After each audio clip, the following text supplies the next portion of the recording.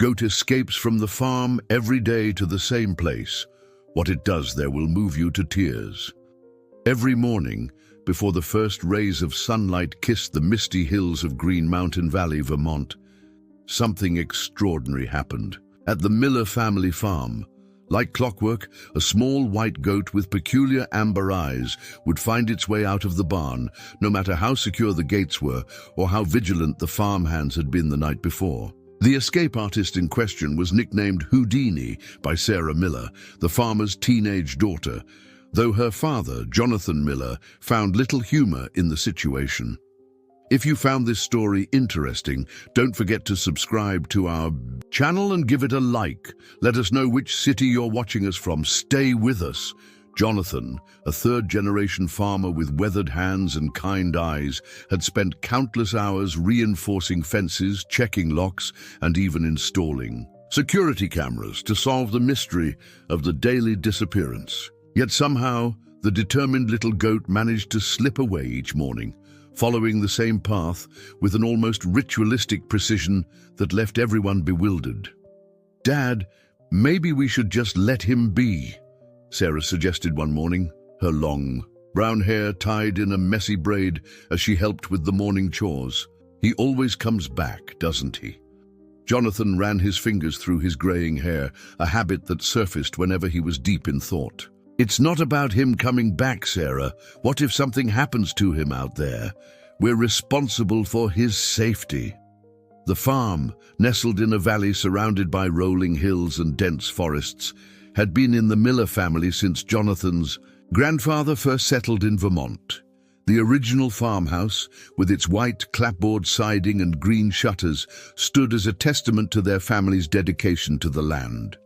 But lately, Jonathan had more pressing concerns than maintaining family traditions.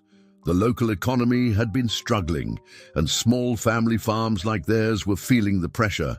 The last thing he needed was to lose livestock, even if it was just one particularly stubborn goat. But there was something about this daily escape that nagged at him, something that felt different from simple animal mischief. Martha, Jonathan's wife, watched from the kitchen window as her husband paced the barnyard, following the goat's usual escape route with his eyes. She knew that look on his face, the same determined expression he wore when facing any challenge that threatened their way of life. "You're going to follow him today, aren't you?" she asked when he came in for his morning coffee. The kitchen was warm and inviting, filled with the aroma of fresh-baked bread and the comfort of routine. Jonathan nodded, wrapping his weathered hands around the steaming mug. "There's got to be a reason, Martha. Animals don't just do things without purpose, especially not with this kind of consistency." The mystery had become the talk of their small farming community. Other farmers would stop by, offering advice or sharing similar stories, but none quite matched the peculiarity of their situation. Some suggested it might be about food. Others thought perhaps there was another goat somewhere in the woods, but Jonathan's instincts told him there was more to the story. As he prepared to follow the goat that morning, Sarah caught him by the barn. "Dad, whatever you find out there, remember that sometimes the best things in life don't make sense at first." Her words stuck with him as he watched the small white figure navigate its way through the wheat field, moving with surprising grace for a creature usually known for its stubbornness. The goat followed an intricate path, skirting the edge of the neighbor's pasture, crossing a shallow stream, and then ascending a steep hill where the vegetation grew thick and wild. Jonathan maintained a careful distance, not wanting to spook the animal or interrupt whatever mission it seemed to be on. The morning air was crisp, carrying the sweet scent of wildflowers and the earthy aroma of damp soil. As he followed the goat's trail, he couldn't help but notice how deliberately it chose its path, avoiding easier routes in favor of this specific, challenging journey. The sun was steadily climbing in the sky, burning away the morning mist as Jonathan pushed through thick undergrowth. His boots were soaked from crossing the stream, and his breathing was becoming labored from the steep climb.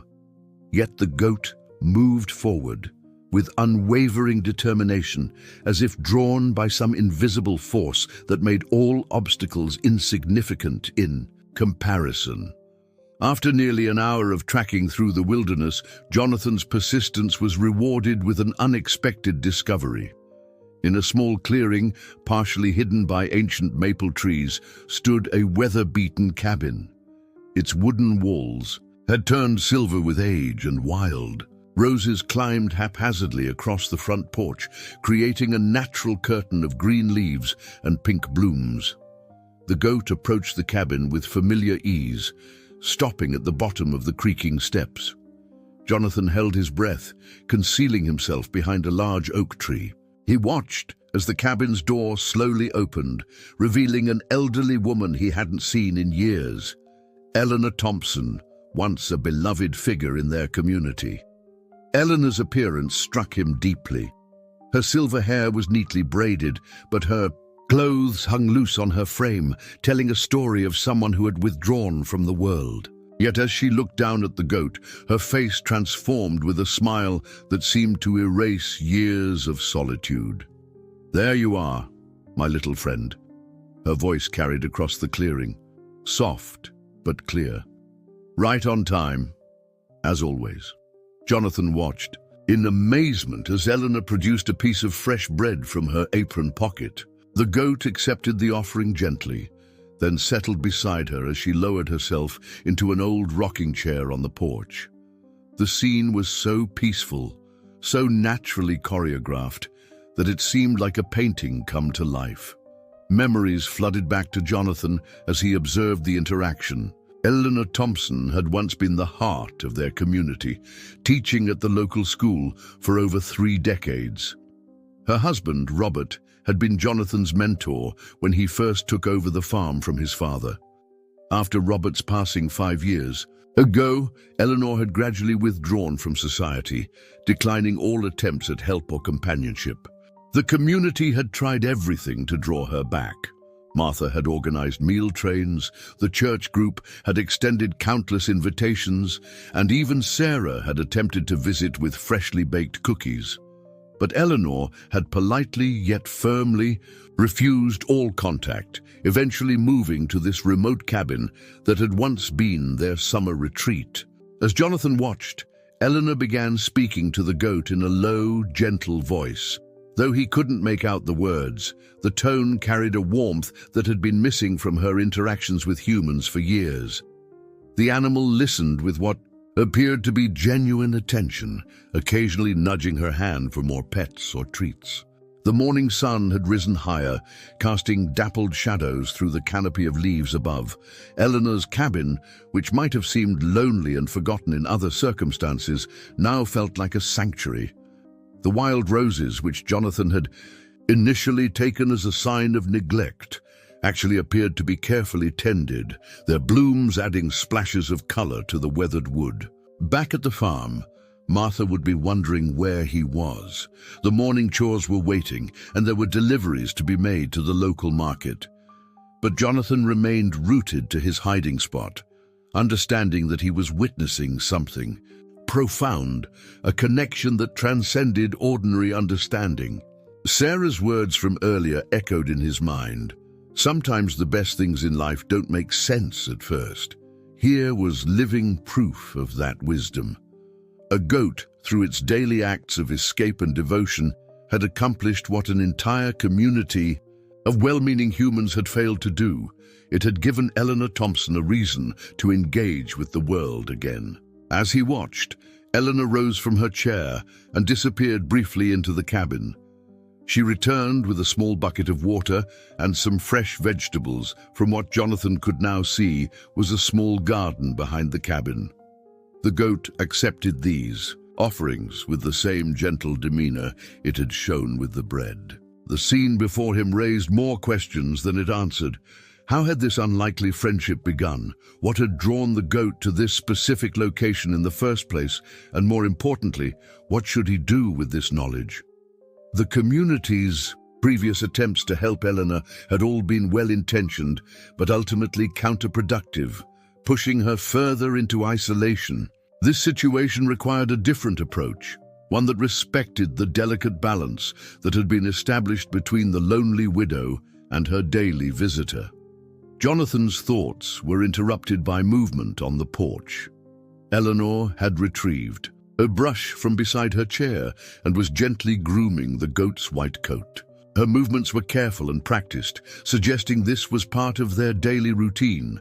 The goat stood perfectly still, clearly enjoying the attention. As the days passed, Jonathan found himself increasingly drawn to observing the unique relationship between Eleanor and the goat. Each morning he would quietly follow their routine, careful to remain undetected. What he witnessed was nothing short of transformative. The once shuttered cabin was slowly coming back to life, much like its resident. Eleanor had begun to make small but significant changes to her surroundings. The previously overgrown garden now showed signs of careful tending, with neat rows of vegetables and herbs pushing through the rich Vermont soil. Window boxes that had lay empty for years now burst with colorful petunias and geraniums, their bright blooms a stark contrast to the cabin's weathered exterior. Most notably, the curtains that had remained drawn for so long were now often pulled back, allowing sunlight to stream through the windows. It was as if the goat's daily visits had created tiny cracks in the walls Eleanor had built around herself, letting life seep back in, one ray at a time. Martha noticed the change in her husband as well. Jonathan would return from his morning observations with a thoughtful expression, often lost in contemplation during breakfast. "You know," he said one morning, stirring his coffee absently, "I always thought we needed to find a way to bring Eleanor back to the community. But maybe what she needed was for someone to simply be there, asking nothing in return." Sarah, who had been listening from her spot at the kitchen counter, looked up from her schoolbooks. "It's like what Ms. Peterson taught us in psychology class. Sometimes healing doesn't come from talking about our problems, but from having a purpose, something to look forward to each day." The goat's visits had become more than just a daily occurrence. They had evolved into a ritual of healing. Jonathan observed how Eleanor would prepare for each visit, setting out fresh water and carefully selected treats. She would speak to the animal in soft tones, sharing stories and thoughts that she had kept locked away from human ears for years. One particularly memorable morning, Jonathan arrived at his hiding spot just in time to hear Eleanor speaking about her late husband. "Robert would have loved you," she told the goat, her voice carrying clearly in the morning air. "He always said animals had the purest souls, no hidden agendas, no complicated expectations, just simple, honest love." The goat responded by gently resting its head against her knee, as if understanding the weight of her words. Eleanor's hand trembled slightly as she stroked its white fur, but her voice grew stronger as she continued to talk. It was the first time Jonathan had heard her mention Robert's name since the funeral. The transformation wasn't limited to Eleanor's immediate surroundings. Small signs began appearing that suggested she was slowly reconnecting with the world. Beyond her cabin, a stack of books on her porch indicated she had resumed reading, something she had once been passionate about. Fresh tire tracks in the dirt suggested occasional trips into town, though no one had reported seeing her there yet. Meanwhile, back at the Miller farm, life continued its steady rhythm. The daily work of maintaining the farm kept Jonathan busy, but his mind often wandered to the scene he witnessed each morning in the clearing. He found himself hoping that whatever force had guided the goat to Eleanor's cabin would continue to work its quiet magic. Sarah had taken to leaving the barn, Duggar slightly ajar each night, pretending not to notice when Martha pointed it out. Even the farmhands seemed to turn a blind eye to the goat's morning disappearances, as if they too understood that something important was happening, something that transcended the ordinary concerns of farm management. But as autumn approached, and the Vermont landscape began its spectacular transformation into brilliant reds and golds, an unexpected development threatened to disrupt the delicate balance that had been established. The bank that held the farm's mortgage had been acquired by a larger institution, and rumors of stricter lending policies began circulating through the farming community. The news hit the Miller farm like an unexpected frost in spring. The letter from Northeastern Agricultural Bank arrived on a Tuesday morning, its official letterhead and formal tone masking the impact it would have on their lives. The new corporate owners were conducting a comprehensive review of all farm assets, and an auditor would be arriving the following week to evaluate their operation. "They want a complete inventory of all livestock," Jonathan explained to Martha that evening, his voice tight with concern. "Every animal needs to be properly tagged, documented, and accounted for. They're particularly interested in our breeding program and profit margins for each section of the farm." Martha's hands stilled over the dish she was drying. "What about our little escape artist? If they find out we can't keep proper control of our animals?" The question hung in the air, heavy with implications. The goat's daily disappearances, once viewed as a mysterious blessing, now posed a potential threat to the farm's stability. The new bank's stricter policies meant that any sign of mismanagement could affect their standing. Sarah, who had been quietly doing her homework at the kitchen table, looked up with worry etched across her young face. "But Dad, we can't stop him from going. You've seen what those visits mean to Mrs. Thompson. It's the only thing that's brought her back to life." Jonathan paced the kitchen, his boots making soft sounds against the worn wooden floor. The evening light streaming through the windows cast long shadows across the room, matching the growing shadows in his mind. "I know, sweetheart, but we might not have a choice. The bank could call in our loan if they think we're not managing things properly." The next morning, Jonathan's observation of the daily ritual at Eleanor's cabin took on a different tone. As he watched the elderly woman share her breakfast with the goat, his heart grew heavy with the knowledge that this precious connection might soon be severed. Eleanor had started keeping a small journal on her porch, where she would write while the goat rested beside her. Today, she was reading aloud from its pages. "You know," she told her four-legged companion, "I never thought I'd find joy in simple things again. But here you are, proving me wrong every single day." She paused to stroke the goat's head, her smile genuine and warm. "Sometimes I think you were sent here by Robert, his way of telling me not to give up on living." Back at the farm, preparations for the audit began in earnest. Martha and Sarah helped Jonathan organize all the farm records, updating their documentation, and ensuring every detail was in order. The other animals were easy enough to account for. The dairy cows, chickens, and regular goats all stayed where they were supposed to be. But their special visitor remained a wild card. "Maybe we could just keep him in the barn that day," Sarah suggested during dinner. "Just long enough for the auditor to count everything and leave." But even as she said it, they all knew it wouldn't be that simple. The audit wasn't a one-day affair, and previous attempts to contain the goat had proved futile. The situation became even more complex when they received additional details about the upcoming inspection. The auditor, Maxwell Crawford, had a reputation for being particularly thorough. He specialized in identifying inefficiencies in farm operations, and his reports often led to significant changes in how farms were managed, or whether they received continued funding at all.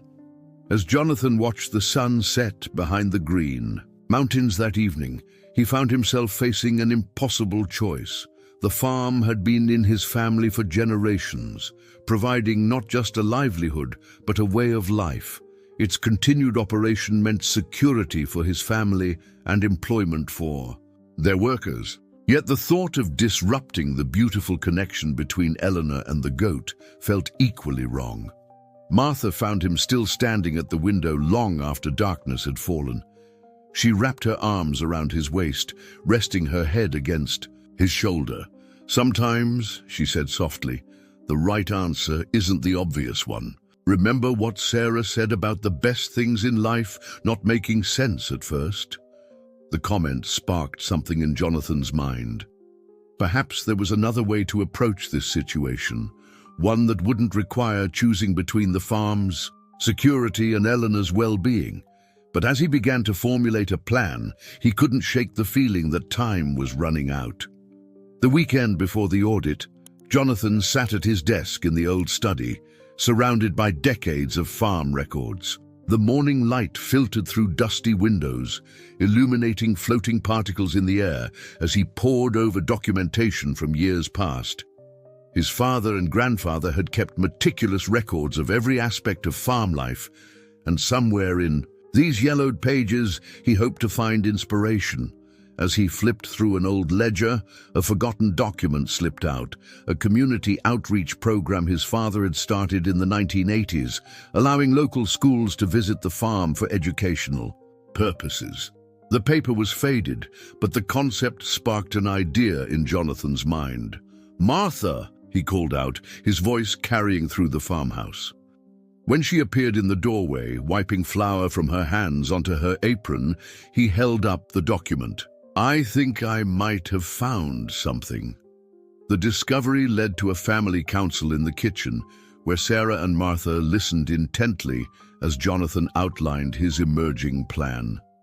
"What if," he began, spreading the old documents on the kitchen table, "we could turn this situation into an opportunity? Instead of hiding what's happening, we make it official." Sarah leaned forward, her eyes bright with interest. "Like a proper program? But Mrs. Thompson doesn't want to see people, Dad. That's the whole point." "Not people, sweetheart," Jonathan replied, a small smile forming. "Animals. What if we could show the bank that what's happening with our goat isn't a management issue, but actually a pilot program for animal-assisted therapy?" Martha's eyes widened as she understood where her husband was going with this. "The bank would be more interested in an innovative community program than a wandering goat," she mused, beginning to see the possibilities. The next few days were a flurry of activity as the Millers worked to develop their idea into a presentable proposal. Sarah, with her knowledge from psychology class, contributed research about the benefits of animal therapy. Martha reached out to her contacts at the local agricultural extension office for guidance on proper documentation. However, one crucial piece remained missing: Eleanor herself. The success of their plan would ultimately depend on her willingness to participate, even in the most minimal way. The thought of approaching her after all this time made Jonathan nervous, but he knew it had to be done. Early the next morning, instead of hiding behind his usual tree, Jonathan made the decision to reveal himself. As the goat made its daily journey to Eleanor's cabin, he followed at a respectful distance, his heart pounding with each step. When they reached the clearing, he waited until Eleanor had greeted her daily visitor before stepping out of the shadows. The moment Eleanor spotted him, her body tensed and her hand instinctively tightened on the goat's fur. The animal, sensing her distress, pressed closer to her side but didn't show any sign of wanting to flee. "Good morning, Eleanor," Jonathan said softly, keeping his distance. "I hope you'll forgive me for intruding, but there's something important we need to discuss." Eleanor's face was a mixture of emotions: surprise, fear, and something else that looked almost like relief. For a long moment, she said nothing, simply studying him with eyes that had seen too much solitude. The goat looked between them, seemingly curious about this change in routine. "How long have you known?" she finally asked, her voice barely above. A whisper. "A while now," Jonathan admitted. "I followed him one day, trying to understand where he was going. What I discovered was something beautiful, Eleanor. Something that's helped bring life back to this part of the woods." As he spoke, Jonathan noticed small changes in Eleanor's posture. The initial tension began to ease, though she maintained her protective stance near the goat. The morning sun had fully risen now, casting a warm glow over the clearing and making the dew on the wild roses sparkle like tiny diamonds. "They're sending an auditor to the farm," Jonathan continued, choosing his words carefully. Someone who might not understand why we let one of our goats wander freely every day, but I think there might be a way to protect these visits if you're willing to hear me out." Eleanor's hand trembled slightly as she gestured for Jonathan to sit in the spare rocking chair on her porch. The goat, seemingly understanding the gravity of the moment, settled between them, its gentle presence acting as a bridge across years of silence. "You want to make this official?" Eleanor's voice carried a mix of disbelief and concern. The morning breeze rustled through the wild roses, carrying the sweet scent of late summer blooms across the porch. Jonathan leaned forward, his elbows resting on his knees. "Eleanor, what's happening here is remarkable. This little fellow," he gestured to the goat, who was contentedly chewing on a piece of bread, "has accomplished something none of us could. He's helped bring healing not just to you, but to this whole place." Eleanor's eyes swept across her small domain, the flourishing garden, the fresh paint on the window frames, the new flower boxes. Each improvement was a testament to her gradual return to life, sparked by the daily visits of her unusual friend. "But I don't want a parade of people coming up here," she said firmly, her fingers nervously twisting the edge of her apron. "I can't handle that, Jonathan. Not yet. Maybe not ever." "No parades," Jonathan assured her quickly. "What I'm proposing is simply documenting what's already happening naturally. We'd register this as a small-scale animal therapy program. The goat would officially be assigned to visit you, something he's already chosen to do on his own. Nothing would really change in your daily routine." As he explained his plan in more detail, Jonathan could see Eleanor processing each word. Carefully, the morning light caught the silver in her hair, reminding him of how she used to look standing in front of her classroom, considering a student's question with the same thoughtful attention. "Robert always said you were the clever one," she finally murmured, a ghost of a smile touching her lips. "He'd tell me stories about how you'd find creative solutions to farm problems, even as a boy." The mention of Robert's name hung in the air between them, not with the sharp pain of fresh grief, but with the gentle ache of a cherished memory. The goat, sensing the shift in mood, moved closer to Eleanor, resting its head against her knee in a gesture of comfort. "I've been thinking about Robert more lately," Eleanor continued, her voice growing stronger. "Not just the loss, but the good memories too. This little one," she stroked the goat's head. "He reminds me so much of Robert's way with animals, that same gentle persistence, the way he just shows up and waits patiently, asking nothing but offering everything." Jonathan listened, understanding that this was perhaps the first time Eleanor had spoken about Robert to another person since his passing. The morning sun climbed higher in the sky, casting dappled shadows through the leaves onto the porch where they sat. "The bank auditor, Maxwell Crawford, arrives next week," Jonathan explained gently. "He's known for being thorough, but also for appreciating innovation in farm management. If we can show him that this is a structured program rather than just a wandering animal, it might not only save these visits, but could even help secure the farm's future." Eleanor was quiet for a long moment, her hand still absently stroking the goat's fur. The wind chimes Robert had hung years ago tinkled softly in the breeze, their familiar melody adding a musical undertone to the morning's conversation. "What exactly would I need to do?" she asked finally, her voice carrying a note of cautious consideration rather than outright refusal. Jonathan felt hope surge in his chest, but kept his voice steady as he replied, "Mainly just document these visits in the journal you already keep. We'd need some basic paperwork filled out. Nothing too intrusive. The goat would get a special tag identifying him as a therapy animal, but otherwise, everything would stay the same." As they discussed the details, the morning grew warmer, and Eleanor surprised Jonathan by offering him a cup of tea. The first time she had shared refreshments with another person in years. The goat watched their interaction with what seemed like approval, moving between them as they talked, maintaining its role as a bridge between two worlds. The week before the audit passed in a whirlwind of activity at the Miller farm. The barn had never been more organized, every animal properly tagged and documented, every piece of equipment in its designated place. But the most significant changes were happening in the quiet clearing where Eleanor's cabin stood. Sarah had taken charge of creating the official documentation for their new Rural Animal Therapy Initiative. Her bedroom had transformed into a makeshift office, with research papers scattered across her desk and post-it notes covering her walls. Her psychology teacher, Ms. Peterson, had provided valuable resources about animal-assisted therapy programs, lending legitimacy to their proposal. "Look at this, Dad," Sarah exclaimed one evening, holding up a professional-looking binder.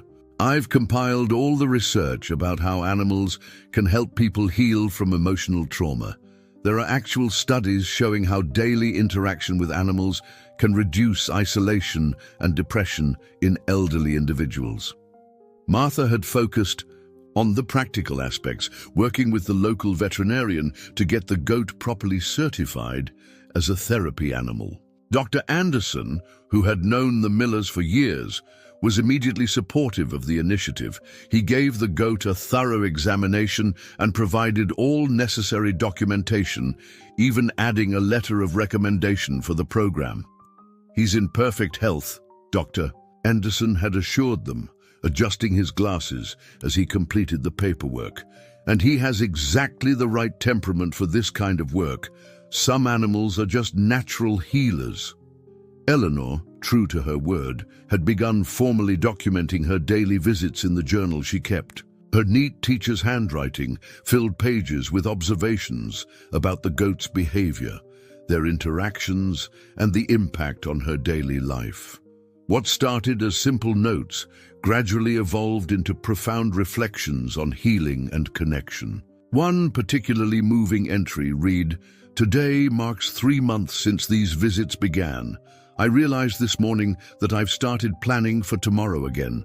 For so long, each day was just something to get through, but now I find myself looking forward to what's next. My garden is growing, my roses are blooming, and somehow, through the simple presence of this gentle creature, my heart is beginning to do the same."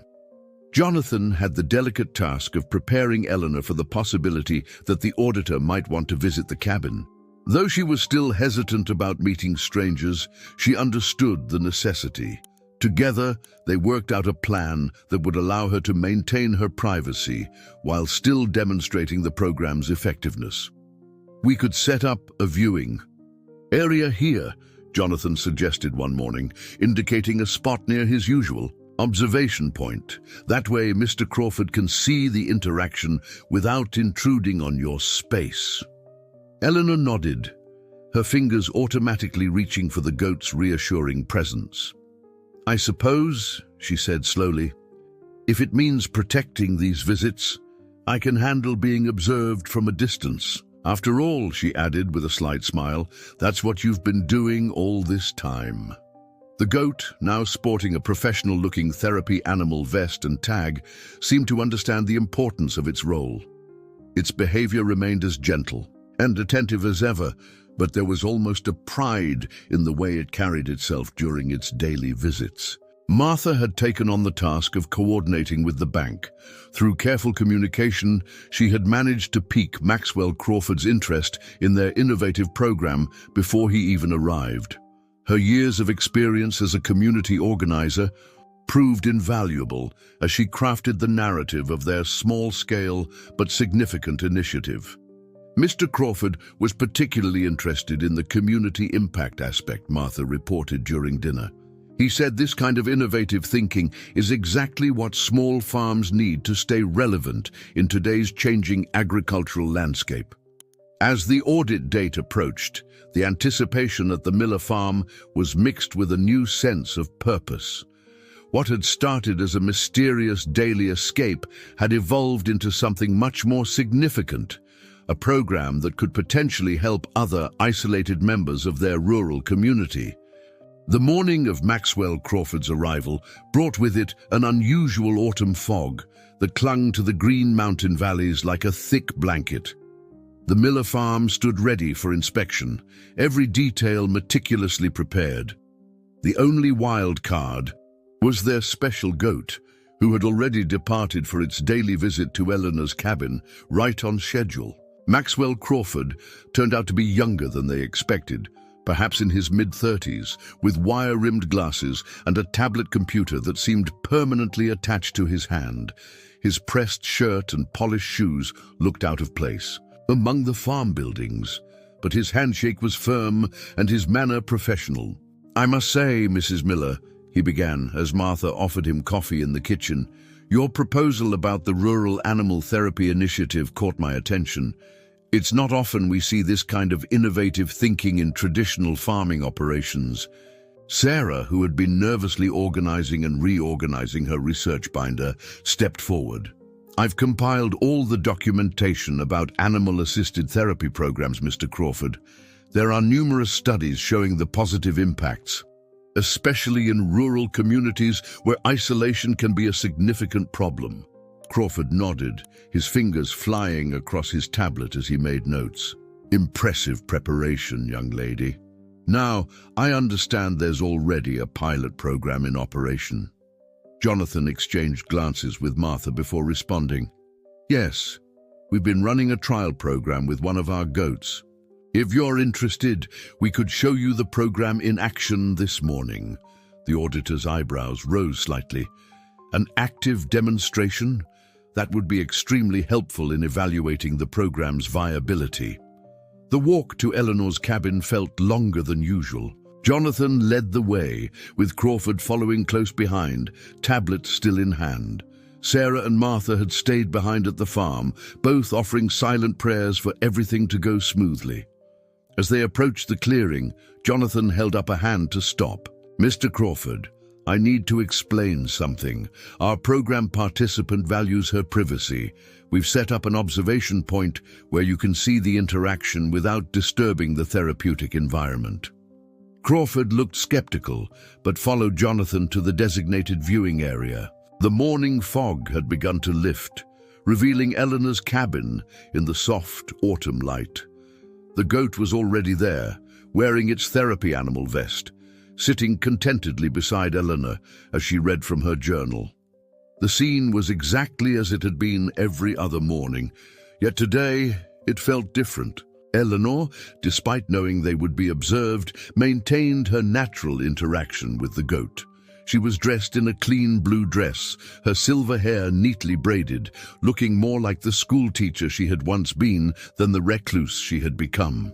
Crawford watched in silence, taking notes on his tablet.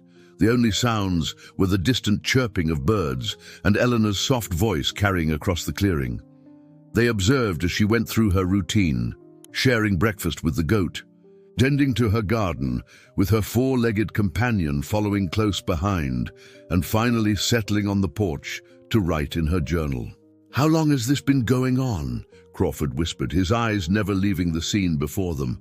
"The goat started visiting her several months ago on its own," Jonathan explained quietly. "We formalized the program once we saw the positive impact it was having." Eleanor had begun speaking to the goat, her voice carrying clearly in the morning air. "The roses are nearly finished blooming," she was saying, "but I'm thinking of planting some autumn flowers. What do you think? Something bright to keep the garden cheerful as winter approaches." The goat nudged her hand gently, earning a soft laugh from Eleanor, a sound that still surprised Jonathan every time he heard it. Crawford's pencil moved rapidly across his notepad. Back at the farmhouse, Maxwell Crawford sat at the kitchen table, reviewing his notes while Martha poured him a second cup of coffee. The morning's observation had clearly affected him, though he maintained his professional demeanor.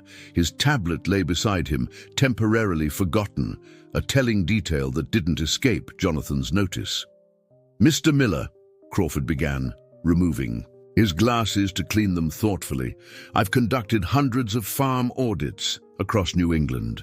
I've seen all sorts of diversification attempts, tourist attractions, craft markets, specialty crops. But this," he paused, replacing his glasses, "this is something entirely different."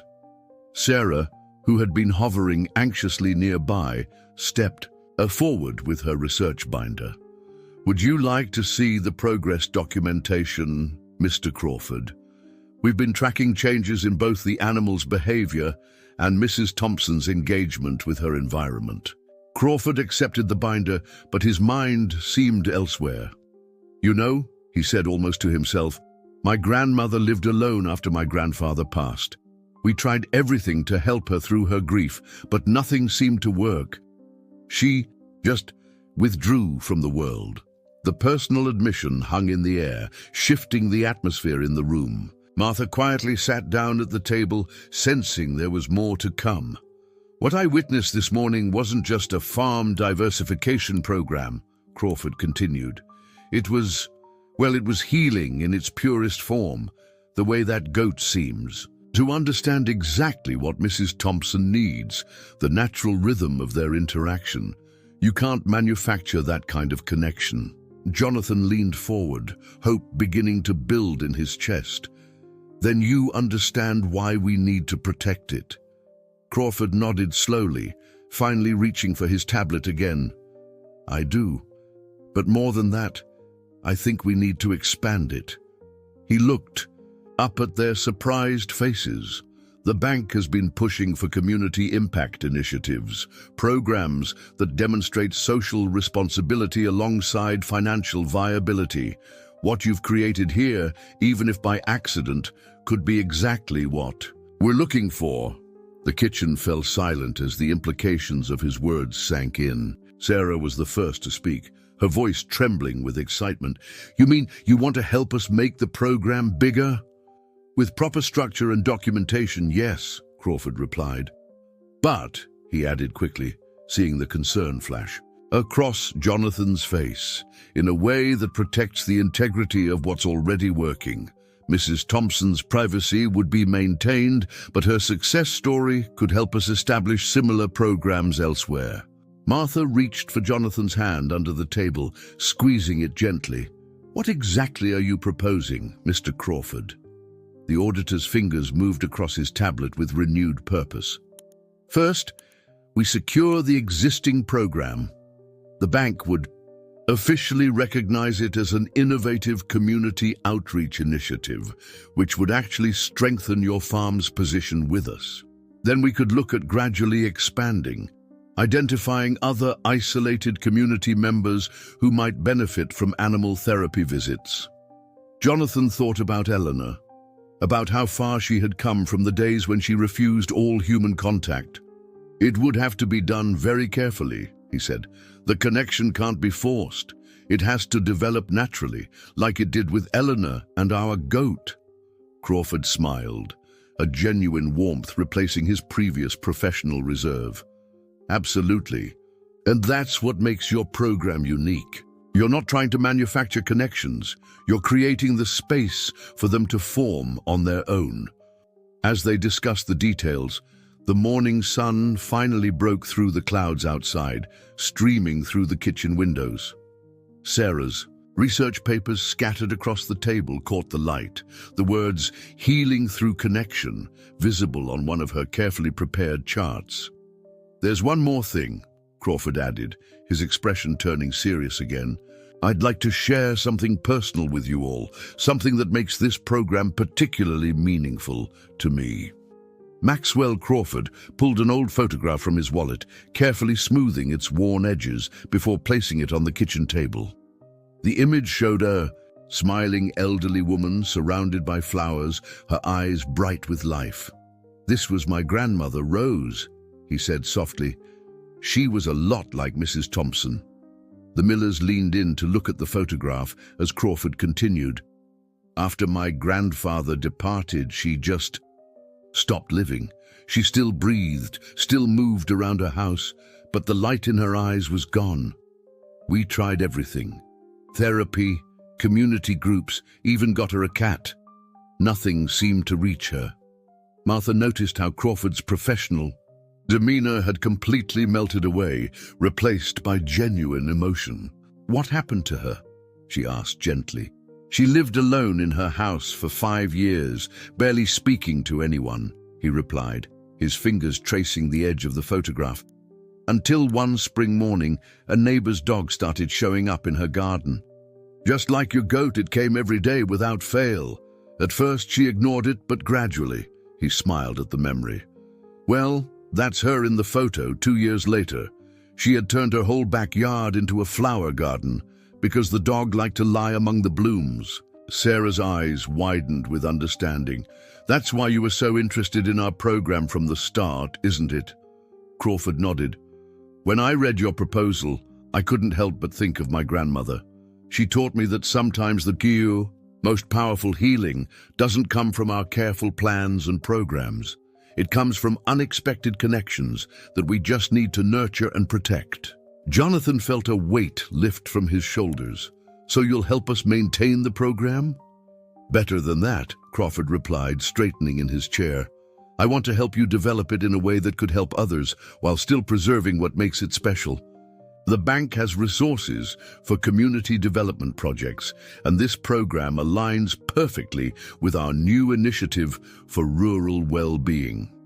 As they discussed the possibilities, the conversation was interrupted by the sound of tires on gravel. Through the kitchen window, they saw Dr. Anderson's truck pulling up to the house. The veterinarian had been scheduled to come by with the final health certificates for their livestock, but his expression as he hurried toward the house suggested he had something else on his mind. "Jonathan!" he called out as he entered the kitchen, slightly out of breath. "Oh, excuse me," he added, noticing Crawford. "But Jonathan, you need to know, Eleanor Thompson just came into my office in town." The room fell silent. Eleanor hadn't gone into town voluntarily in years. Martha stood up, concern written across her face. "Is everything all right?" Dr. Anderson broke into a broad smile. "More than all right. She came to ask about volunteering at the animal shelter. Said something about wanting to share what she's learned about healing with others who might need it." The news hit them all like a warm wave. Crawford was the first to speak, his voice filled with quiet certainty. "This is exactly what I'm talking about. Real, organic growth. Mrs. Thompson isn't just receiving help anymore, she's ready to give it to others." Sarah, who had been quietly taking notes, looked up with shining eyes. "So our goat didn't just help Mrs. Thompson. He helped create a whole new way for her to reconnect with the community."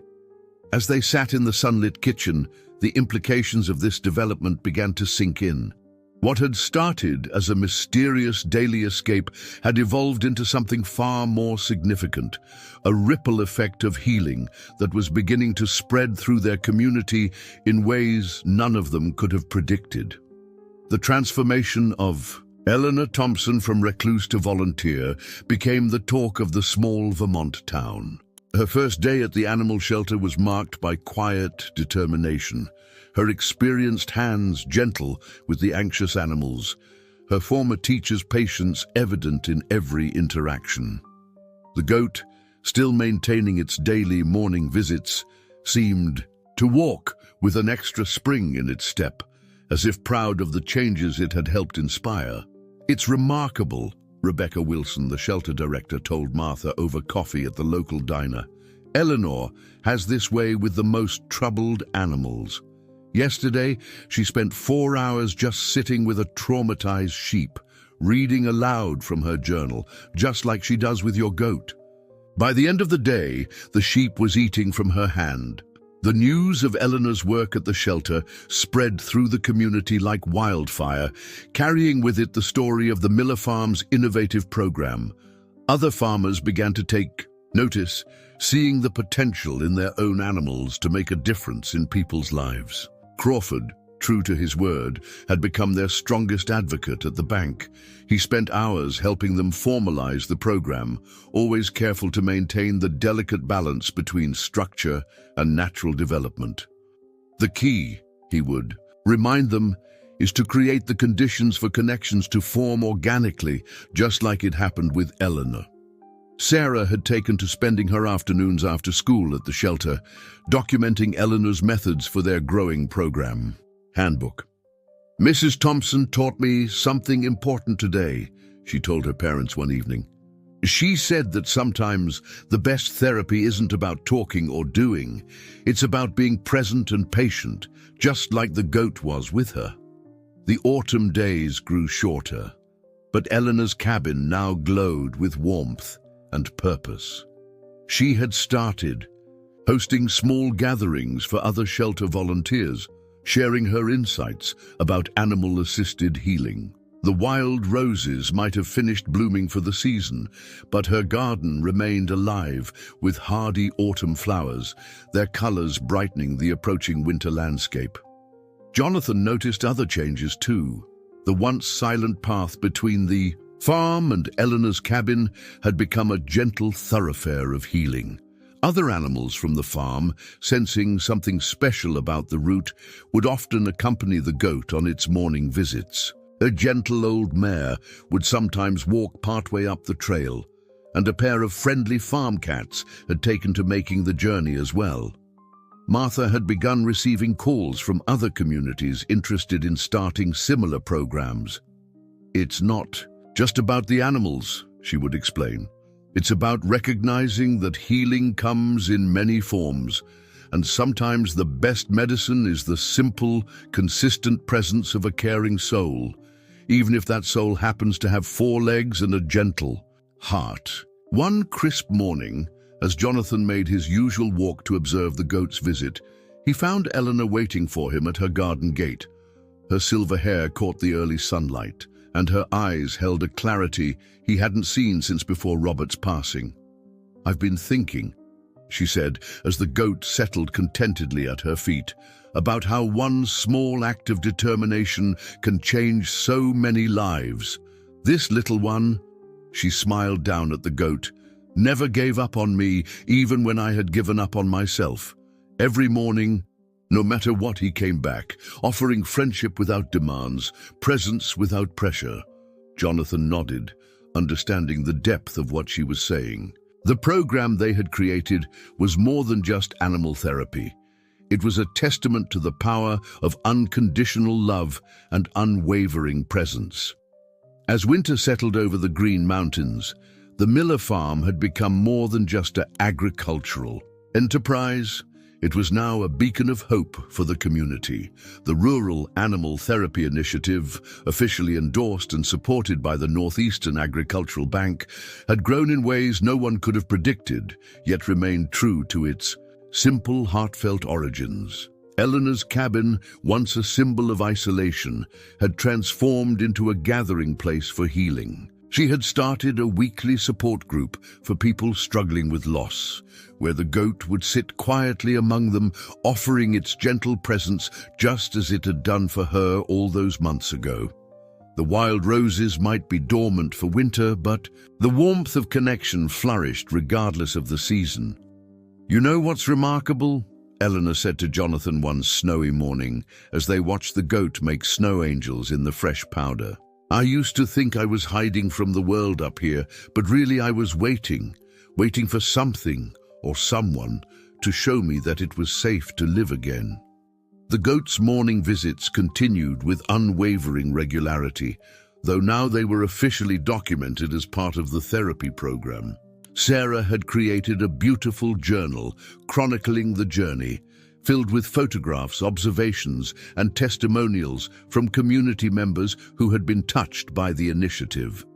The bank's quarterly review came in, Martha announced during breakfast one morning, her voice filled with pride. "Mr. Crawford says our program is being considered as a model for other rural communities.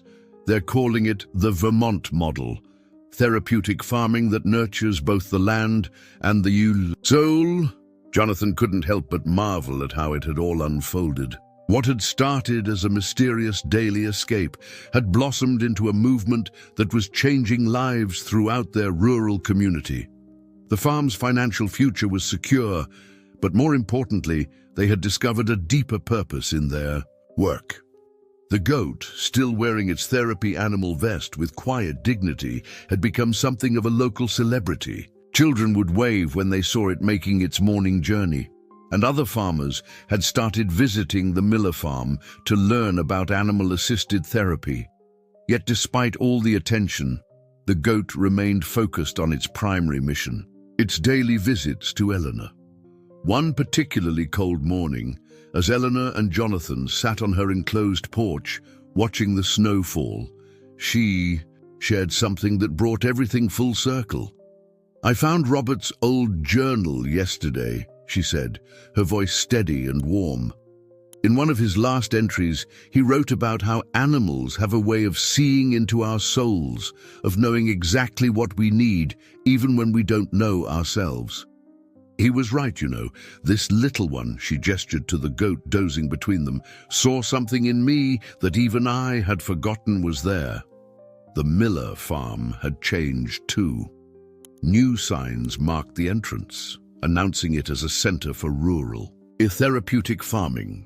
Sarah had been accepted to veterinary school, inspired by her experience with the program. She planned to specialize in animal-assisted therapy, carrying forward the lessons learned from one determined goat and a healing heart. Martha had started teaching workshops about their experience, sharing not just the practical aspects of the program, but the deeper wisdom they had gained.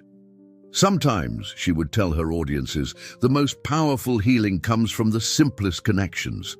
All we need to do is be willing to keep showing up day after day with open hearts and patient spirits. As for the goat, it continued its morning routine with the same dedication that had started it all. Every dawn, before the first rooster could crow and the morning mist could lift from the valleys, it would make its way to Eleanor's cabin, carrying with it the simple, profound message that had changed their community. That love, expressed through unwavering presence and gentle persistence, had the power to transform lives. Dear listeners, we hope the story of Eleanor, the Millers, and their remarkable goat has touched your hearts. This tale reminds us that sometimes the most powerful healing comes from the most unexpected sources. If you've been moved by this journey of connection and renewal, we invite you to join us for more heartwarming stories that celebrate the extraordinary bonds between humans and animals. Don't forget to subscribe to our channel and leave a like if this story resonated with you. Share your own experiences of animal-assisted healing in the comments below. Your story might inspire others on their own journey of healing. We look forward to bringing you more touching tales that remind us of the profound impact simple acts of love can have on our lives.